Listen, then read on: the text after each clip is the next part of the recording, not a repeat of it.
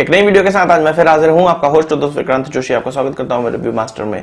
इसमें हम लेके आते हैं दिन भर की स्पेस और डिफेंस न्यूज की टॉप खबरें। तो चलिए जान लेते हैं। यदि आप मुझे ट्विटर पे फॉलो करना चाहते हैं तो लिंक आपको डिस्क्रिप्शन में मिल जाएगा और स्क्रीन पर भी मिल जाएगा। इस वीडियो में हम लोग डिस्कस करेंगे कि किस प्रकार से चाइनीज सेना अब पीछे हट रही है, आगे क्या होने वाला है, किस प्रकार की भारत और चाइनीज आर्मी के बीच में बात होने वाली है। इन सारी चीजों पर बात करेंगे और भारत को क्या रिपोर्ट सबमिट की गई जो इस पूरे स्टैंड ऑफ में बनाई गई है, वो सारी चीजों पर बात करेंगे। शुरुआत में हम लोग थोड़ी डिफेंस की टेक्निकल खबरों पर बात कर लेते हैं। आपको पता होगा कि हमारे पास एयरक्राफ्ट कैरियर INS विक्रमादित्य है, जिसपे कि हमने तेजस के नेवल वर्जन को कई बार टेक ऑफ और कई बार लैंड करवाया था अभी कुछ महीने पहले। और ये कहा जा रहा था कि यह एक प्रोटोटाइप की तरह इस्तेमाल किए जाएंगे ये जितने भी लैंडिंग और टेक ऑफ करने वाले एयरक्राफ्ट हैं, जिसमें कि 2 एयरक्राफ्ट का इस्तेमाल किया गया था। ये ऐसे प्रोटोटाइप हैं या ऐसे टेस्ट बेड हैं जो कि आगे के हमारे एयरक्राफ्टों के लिए इस्तेमाल किए जाएंगे। तो वो जो एयरक्राफ्ट था वो ट्विन इंजन वाला एयरक्राफ्ट था और इसकी इमेज भी बहुत दिनों पहले निकलकर सामने आई थी। तो अब इस चीज को मंजूरी दे दी गई है। ADA को कहा दिया गया है कि इसके लिए अब डिजाइन बनाना स्टार्ट कर दिया जाए, जो कि हमारे कैरियर बेस्ड एयरक्राफ्ट होने वाले हैं, जिनको twin engine career based aircraft कहा जाएगा और अभी तक कहा भी जा रहा है। तो एक बड़ा आप अप्रोच मान सकते हैं आत्मनिर्भर भारत की तरफ। फिर भी अभी इसको गो हेड केवल दिया गया है। इसके लिए कितना फंड एलोकेट किया जाएगा ये भी मैटर रखता है और आगे इस डिजाइन में क्या क्या निकल कर आएगा। अभी 4 से 5 सालों का समय कहीं नहीं गया है इस एयरक्राफ्ट में कुछ महत्वपूर्ण होता हुआ देखने में। जो ये मीटिंग हुई उसमें इंडियन एयरफोर्स के भी जो लोग थे वो थे, इंडियन नेवी के भी लोग थे और डिफेंस मिनिस्ट्री के भी लोग थे। तब जाके ADA ने अपनी पूरी बात सामने रखी। ADA को अब कह दिया गया है कि इस प्रोजेक्ट में अब वो आगे बढ़ सकते हैं, यानी कि इंडियन एयरफोर्स और इंडियन नेवी दोनों ही इस प्रोजेक्ट में इंटरेस्टेड हैं, जो कि MMRCA 2 के लिए घातक हो सकता है और हो सकता है कि MMRCA 2 आगे न भी हो, जो कि हम लोग कई बार से कयास लगा रहे हैं, क्योंकि फंड क्रंच जो भारत में हो चुका है चाइनीज वायरस के कारण, उसके कारण MMRCA 2 बढ़ना अब मुश्किल ही लग रहा है। हो सकता है कि कुछ और एडिशनल राफेल एयरक्राफ्ट खरीद लिए जाए और ये जो ट्विन इंजन वाला एयरक्राफ्ट डेवलप करने की बात की गई है आगे उसको भी खरीदा जाए। वही नासा ने ऐसे वेंटिलेटर डेवलप किए हैं जो कि पुराने वेंटिलेटर से ज्यादा सरल और 7 गुना कम कंपोनेंट का इस्तेमाल करने वाले वेंटिलेटर्स हैं और इनके लिए उन्होंने टेंडरिंग निकाली थी या कहा था ऐसे इच्छुक कंपनियां जो कि इसका निर्माण करना चाहती हैं वो सामने आए। तो भारत की कई कंपनियां भी इसमें सामने आई, कुछ 100 से ज्यादा कंपनियां पूरे इंटरनेशनल लेवल से सामने आई, जिसमें कि 3 भारतीय कंपनियों को अब सेलेक्ट कर लिया गया है। US की 8 कंपनियों को मैन्युफैक्चरिंग के लिए सेलेक्ट किया गया है और US ने भारत को कांग्रेचुलेशन कहा है, इन कंपनियों को कांग्रेचुलेशन कहा है और ये कहा है कि भारत और US के बीच में जो मजबूत होते रिश्ते हैं वो और ज्यादा मजबूत होंगे। अब बात करते हैं भारत और चाइना के बीच में जो स्टैंड ऑफ चल रहा है। आपको पता है कि लद्दाख की कई लोकेशन पे ये स्टैंड ऑफ चल रहा है, जिसमें कि एक गलवान रिवर है और एक पैंगोंग लेक है।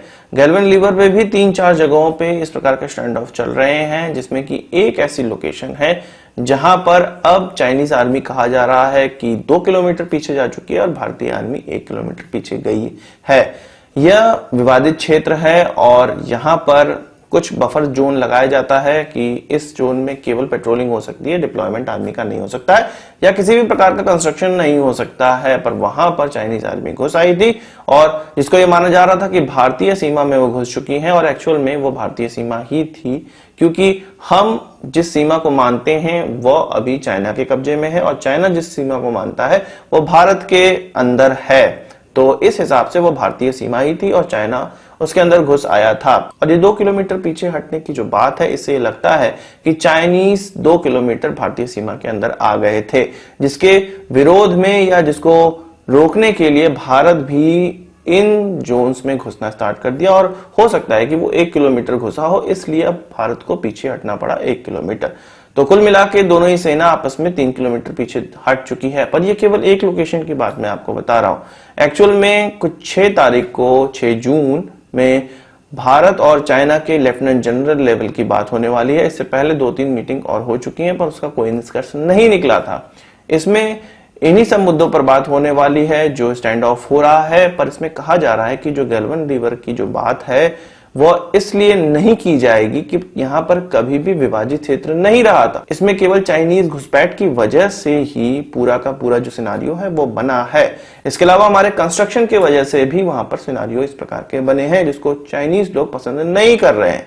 तो ये जो यहाँ पर जो विवाद है वो खत्म होता दिख रहा है, पर पैंगोंग लेक का विवाद हो सकता है कि इस मीटिंग में डिस्कस हो, क्योंकि वहां का विवाद अभी खत्म नहीं हुआ है। इसके अलावा एक और चीज निकलकर सामने आई है कि जो ये पूरा का पूरा स्टैंड ऑफ चल रहा था, जो कि 5 मई 6 मई से स्टार्ट हुआ था, जब हमारे ट्रूप्स और उनके ट्रूप्स लड़ गए थे आपस में और हाथापाई हुई थी, तब से ये स्टैंड ऑफ चल रहा है। तो इसी बीच चाइना मीडिया में खबर निकलकर सामने आई है, जिसको हमारी मीडिया में भी कवर किया गया है, कि उनके ट्रूप्स कुछ माउंटेन वॉरफेयर की ट्रेनिंग ले रहे थे और रात की ये ट्रेनिंग हो रही थी। और यही कहा जा रहा है कि पहले भी ये कहा गया था कि चाइना में एक ऐसी एक्सरसाइज चल रही थी, वहीं से ट्रूप्स डिप्लॉय किए गए थे इन जो स्टैंड ऑफ के लोकेशन है वहां पर। ये जो एक्सरसाइज हो रही थी वो जैसा कि मैंने आपको बताया माउंटेन वॉरफेयर के लिए हो रही थी, भारत को टक्कर देने के लिए हो रही थी। और ये माउंटेन वॉरफेयर रात के समय हो रहा था। एक अनडिस्क्लोज डेट में कुछ रात के 1 बजे इस प्रकार के माउंटेन वॉरफेयर किया गया, जिसमें कि कुछ 4,500 मीटर की माउंटेन पे तिब्बत रीजन में इस प्रकार की चीज की गई और एक ट्रेनिंग दी गई कि किस प्रकार से दुश्मन पर हम रात में अटैक कर सकते हैं बिना किसी लाइट के माध्यम से, और वो भी माउंटेन में। तो ये डेफिनेटली बात है कि भारत के विरुद्ध एक तैयारी थी और हो सकता है इसी तैयारी के तहत भारत में इस प्रकार का घुसपैठ किया गया, क्योंकि एक रिपोर्ट सामने निकल कर आई है और कई मीडिया ने इसको कवर भी किया है। यह रिपोर्ट भारत की आर्मी के द्वारा सबमिट की गई है, वो भारत सरकार को सबमिट की गई है। इसमें कहा जा रहा है कि चाइना का जो मन था वो ज्यादा से ज्यादा घुसपैठ करने का मन था, पर भारत की वहां पर जो सेना है उन्होंने रोका, और इसके अलावा वहां पर भारत की जो सेना का बिल्डअप है उस कारण भी ये घुसपैठ रुक पाई। पर यह केवल कम में सीमित नहीं होने वाली थी, ये ज्यादा बड़ी घुसपैठ हो सकती थी। इस रिपोर्ट में सारी जानकारी दी गई, किस प्रकार से चाइना ने अपना वहां पे निर्माण स्टार्ट किया, रातों रात अपनी संख्या बढ़ाई और किस प्रकार से वह इस स्टैंड ऑफ के लिए भारत को मजबूर किए। तो ये सारी चीजें इस रिपोर्ट में डिस्कस की गई हैं। वही बात करें अमेरिका और भारत के रिश्तों की, तो G7 की मीटिंग होने वाली थी, आपको पता है। अमेरिका ने इसको आगे बढ़ा दिया और अब कहा जा रहा है कि सितंबर में होगी, पर अमेरिका ने यह भी कहा था कि भारत, जापान, साउथ कोरिया और रशिया को भी इस G7 में इंक्लूड किया जाए और इस G7 को G10 या G11 बनाने का प्रयास किया जाए।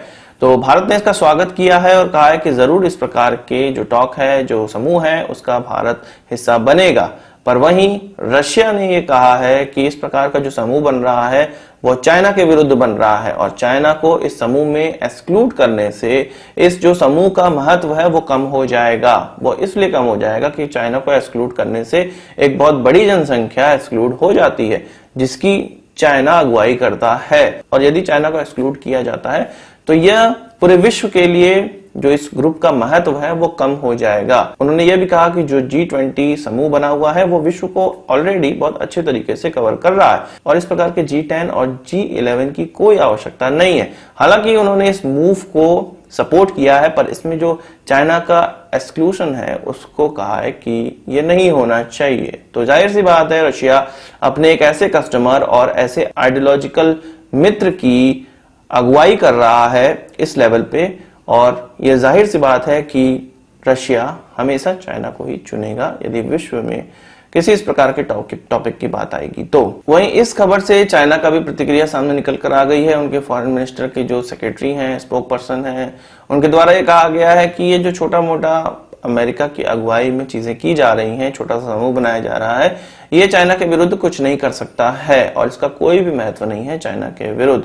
चाइना के खिलाफ इस प्रकार का यदि समूह बनाया जाएगा तो चाइना उसको टैकल करने के लिए काफी है, यानी कि चाइना को मिर्ची यहां पर लग चुकी है। वही बात करें एक एयर स्ट्रिप की जो कि साउथ कश्मीर में बनाया जाना है और अनंतनाग डिस्ट्रिक्ट मजिस्ट्रेट ने इसके लिए मंजूरी दे दी है। असल में आपको याद होगा कि यूपी में इस प्रकार के कई जो एयर स्ट्रिप हैं, जो कि रोड होती हैं, उनको बनाया गया है जो कि इमरजेंसी लैंडिंग के लिए इस्तेमाल की जानी है यदि कोई विपरीत परिस्थिति आ जाती है। तो इसी प्रकार से इसी के तहत कश्मीर में, साउथ कश्मीर में भी इस प्रकार की रोड बनानी है जो कि लगभग 3.5 किलोमीटर की होगी और ये एक एयर स्ट्रिप की तरह भी बिहेव करेगी, जिसमें कि इमरजेंसी में कोई एयरक्राफ्ट उतारे जा सकते हैं। तो इसी के लिए अब गो हेड दे दिया गया है, इस प्रोजेक्ट को गो हेड दे दिया गया है। और जो आर्मी के ऑफिशियल्स हैं उनका कहना है कि ये किसी भी प्रकार से LAC की प्रतिक्रिया में नहीं हो रहा है। इसके लिए प्रक्रिया बहुत पहले से स्टार्ट कर दी गई थी और एक नॉर्मल प्रक्रिया है जो कि पूरे देश में हो रही है। वहीं बात करें म्यूचुअल लॉजिस्टिक सपोर्ट एग्रीमेंट की, जो कि भारत और ऑस्ट्रेलिया के बीच में साइन होना था। इसके तहत भारत और ऑस्ट्रेलिया एक दूसरे के जितने भी नेवल बेस हैं उसका इस्तेमाल अपनी जो नेवल शिप हैं उनकी रिप्लेसमेंट के लिए या उसके रिपेयर के लिए इस्तेमाल कर सकते हैं या और भी स्ट्रेटेजिक चीजों के लिए इस्तेमाल कर सकते हैं। तो इस एग्रीमेंट पे आज साइन हो गया। एक वर्चुअल मीटिंग में भारत के प्रधानमंत्री और ऑस्ट्रेलिया के प्रधानमंत्री आपस में बात किए और इस पर अब सिग्नेचर हो गया है। इससे पहले भारत ने US के साथ, फ्रांस के साथ, सिंगापुर के साथ इस प्रकार के समझौते कर लिए हैं ऑलरेडी और अब ऑस्ट्रेलिया को भी इस समझौते के तहत लाया गया है। इसके अलावा रशिया से भी हमारा इस प्रकार का समझौता होने ही वाला है। तो आज के इस वीडियो के लिए बस इतना ही। आशा करता हूं कि वीडियो पसंद आया होगा। आपको एक बड़ा थम्स अप जरूर देंगे। इस वीडियो से संबंधित कोई सवाल सुझाव हो कमेंट बॉक्स में जरूर लाइएगा और यदि आपने हमारा चैनल तो सब्सक्राइब नहीं किया उसे भी कर लीजिए, क्योंकि हम इस प्रकार की वीडियो लाते रहते हैं। नमस्कार, थैंक यू, जय हिंद।